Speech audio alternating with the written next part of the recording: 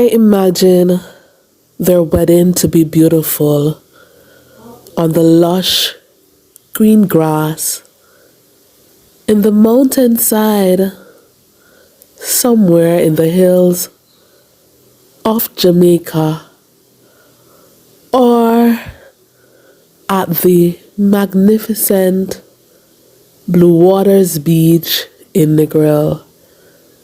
I also imagine their wedding to be at a church beautifully decorated with balloons and bows and all the niceties you can think of that a wedding offers.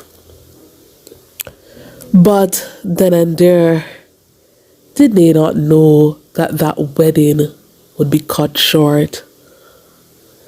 Meaning that her younger husband would tragically end her life. I said to myself, what could have caused a marriage that just started to end so tragically? Here are some factors to consider if you were to marry a younger person or an older person, that kind of combination. One of the number one factors to consider with these kind of marriages is economic factor, meaning that the older spouse may earn more than the younger spouse, and the younger spouse may feel intimidated by this. A significant age gap relationship can cause power imbalance. The man may feel that he wants to explore more while the woman is on the conservative side. There is also manipulation and control, emotional abuse, financial exploitation, because the younger person may not be financially independent in such a way, and so they will depend on their older partner for certain things financially. Also, lack of decision making process, because the younger man may bring new fresh ideas while the older woman may be stuck in her ways of doing things. So this kind of marriage, I'm not saying this kind of marriage cannot work, but this kind of marriage has to be carefully planned, carefully thought, and carefully considered in terms of how you're going to be navigating life issues and life's challenges. Because guess what? These challenges are real. The older woman, she will need to understand herself. She will need to understand that she is married to a younger partner. Hence, the way how she used to handle her affairs, she has to handle it differently. She has to understand that the man may want to explore certain avenues or certain ideas. He may want to try new things that she may have already done throughout her lifetime. And so it is that you would have to carefully plan this kind of marriage so as to make sure that it can work. Another thing too that may affect the marriage is the physical strength. Yes.